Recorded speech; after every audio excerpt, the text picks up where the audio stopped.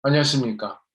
지난 시간은 산티아고 순례길의 프랑스 출발점인 생장페드보르에서 시작된 노정 중 약 300km 정도를 걸어서 도착하게 되는 대도시 부르고스와 그 주변에 대해서 알아보면서 스페인의 그 파라도르라는 구형 호텔에 대해서 말했고요. 부르고스가 스페인 문화에 큰 영감을 주었다는 것도 언급했습니다. 이번 시간에는 부르고스에서 서쪽으로 약 200km 정도 가면 만나게 되는 또 다른 도시 레온에 대해서 알아보도록 하겠습니다. 레온이라는 도시를 말하게 되니까 레온의 성곽도 기억납니다만 저에게 가장 먼저 떠오르는 것은 모르시아와 세시나입니다. 특히나 레온의 성당이나 그 주변에 있는 레스토랑 및 바에서 먹는 모르시아의 기억은 잊을 수가 없는데요. 산티아고 순례길 중 음식에 대해서는 별도로 다루겠지만 세시나와 모르시아에 대해서는 여기 레온에 대해서 말하면서 언급하도록 하겠습니다. 우리는 이제 스페인의 하모니에 대해서는 특별히 설명하지 않아도 알 정도로 우리의 일상생활에도 잘 알려진 음식인데요. 사실 세시나는 하모니의 쇠고기 버전으로 생각하면 될 것 같습니다. 말하자면 돼지의 뒷다리가 아니라 소의 뒷다리를 염장해서 말린 것이죠. 만드는 과정은 하몽 만드는 것과 다르지 않는데요. 결국 재료가 다른 것이죠. 특히 레온 주변에는 산들이 많기 때문에 소의 다리를 염장해서 건조하기에 아주 적합한 기후를 유지하고 있습니다. 세시나는 하몽보다 더 붉은색을 띠는데요. 아무래도 돼지고기보다 기름기가 적기 때문인 것 같습니다. 그러니까 하모의 살 부분도 건조되면 딱딱하고 질기지만 세시나는 전체적으로 그것보다 더 건조되어 있고 질긴 편이라고 보면 될 것 같습니다. 물론 각자의 기호에 따라서 다르겠지만 저에게는 하몬보다는 세시나가 더 고급스럽게 느껴집니다. 한편 스페인에서 우리의 순대와도 유사한 모로시아를 맛볼 수 있는데요. 돼지의 내장에 선지와 곡물 등을 넣어서 만듭니다. 우리의 순대에는 당면을 넣는데 그것을 제외한다면 제조 과정이 유사하다고 보면 될 것 같습니다. 이 순대도 지역에 따라 다르지만 스페인도 마찬가지인데요. 레오네 보르시아는 다른 곳에 비해서 특별합니다. 재료에 있어서 돼지의 피와 양파만을 쓰는 게 특징인데요. 물론 만드는 사람마다 거기에 약간의 빵가루를 넣는다거나 돼지 비계를 비롯해서 마늘이나 잣을 넣는 경우도 있죠. 특히 레온 지역에서 모르시아를 식당에서 시키면은 으깨서 내놓는 게 특징인데요. 이 경우 주로 빵에 발라서 먹게 됩니다. 잘게 썰어서 내놓을 때는 프라이팬에 튀긴 듯해서 내놓기로 하는데요. 특히 맥주나 와인에 아주 잘 어울리는 음식입니다. 레온과 레온 주변을 가신다면 세시나나 모르시아를 한번 맛보는 것도 추천하게 됩니다. 한편 오스필탈 데 어르비고라는 마을은 레온에서 서남쪽으로 가다가 아스토르가에 도착하기 전에 만나게 되는 작은 마을인데요. 여기를 지날 때 꼭 언급해야 되는 것이 바로 명예의 통로라는 것입니다. 스페인어로는 파소노 로소라고 하는데요. 명예의 통로를 이야기하기 위해서는 1434년 7월 10일부터 8월 9일간에 있었던 사건을 말해야 할 것 같은데요. 바로 기사들 간의 결투죠. 사실 산티아고 순례길을 우리는 지금 관광의 개념으로 생각하기 쉬운데요. 그래서 3, 40일을 가야 하는 길이지만 그래도 어렵지 않은 것으로 생각할 수가 있을 것 같습니다. 좋은 음식을 먹고 와인을 마시고 말이죠. 특히 이 순례길을 직접 걷지 않고 이야기만을 듣는 사람들에게는 더욱 그럴 것인데요.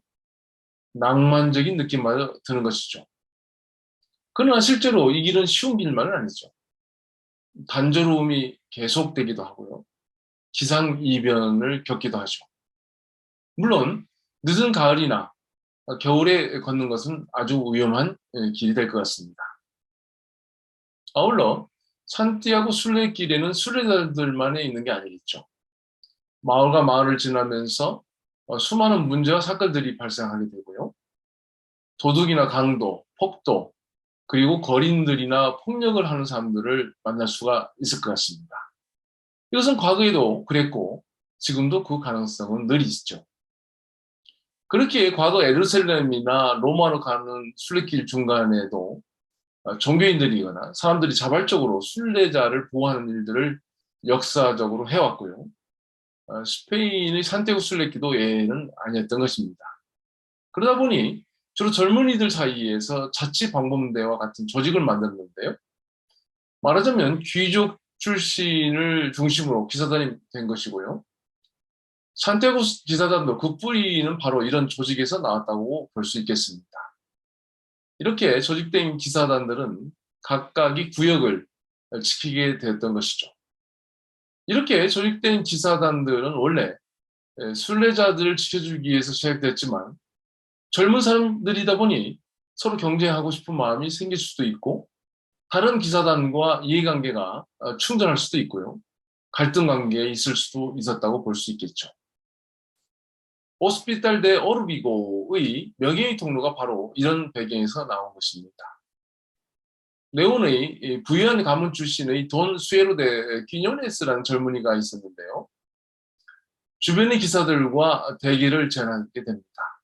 물론 자신과 자신의 기사단이 강함을 보이기 위해서이기도 하고 순례길이 각종 도둑들에게도 경각심을 고취시키기 위한 것이기도 하겠지만 특히 돈 수에로 데 키뇨네스는 자신이 사랑하는 여인에게 온갖 수단과 방법을 동원해서 구애를 했지만 결국 거절당함으로써 생긴 분노의 표현이었다고 말하기도 하죠. 그에게 퇴짜를 놓은 여인은 바로 도냐 레오노르 데 또바른인데요. 이쯤에서 돈키호테가 자기 자신을 둘시네아 공주로부터 시전당한 기사로 스스로를 맞는 것과 유사한 상황을 우리는 생각할 수 있겠죠. 사실 돈 수에로 데 키누네스나 돈키호테나 매우 큰 공을 세워 이름을 날려 자신의 사랑을 거절한 여인에게 자신이 얻은 아픔을 결코 잊지 못하게 하겠다는 굳은 각오의 표시라고 볼 수 있겠는데요. 거부당한 사랑의 아픔을 가슴에 안고 그것을 대신할 고귀한 이상을 찾아 몇 달이고 배야 하는 게 돈키호테이고 산티아고 순례길에서 만나는 돈 수에로 데 키누네스입니다. 물론 이것은 앞에서 언급했던 바와 같이 앙헬리카에게 거부당한 오를란도가 광란에 빠진 것이나 아마디스 가울라가 자신이 사랑했던 오리아나로부터 버림받았다고 생각하고 페냐 뽀브레 산에서 고행을 하는 것도 돈키호테의 경우와 매우 닮아 있습니다. 돈 수에로 데 키뇨네스에 대해서는 파울로 코엘료도 순례자라는 책에서 페트루스 입을 통해 보다 상세하게 기록하고 있는데요.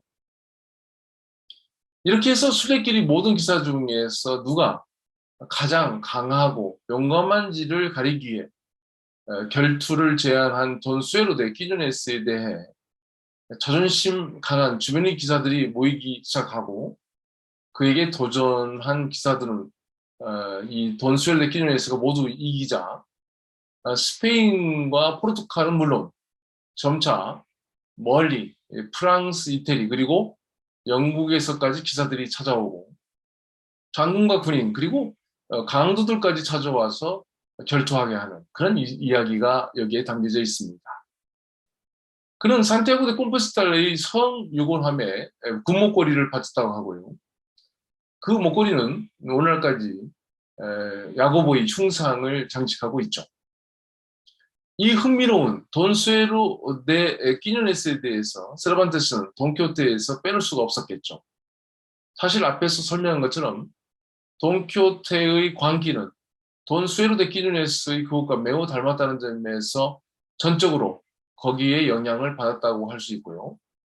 작품 중에서 1권 49장에 법사신부라는 사람이 기사들의 이야기가 허구에 불과하다 하고 거짓이라고 말하자 그와 논쟁 중에 동교태는 다음과 같은 말을 하죠. 명예의 통로로 유명한 돈 수에로 데 끼르네스의 결투가 어디 장난이라고 말해보시죠? 라고 말이죠. 1434년에 있었던 역사적 사건과 그 주인공 돈 수에로 데 끼르네스의 업적은 사실이며 기사 이야기가 법사 신부가 말한 것처럼 허구가 아님을 강조하기 위해서 그를 언급하고 있는 부분이 되겠습니다. 네, 이번 시간에는 산티아고 순례길 중 레온이라는 도시를 말하면서 모르시아와 세시나를 그리고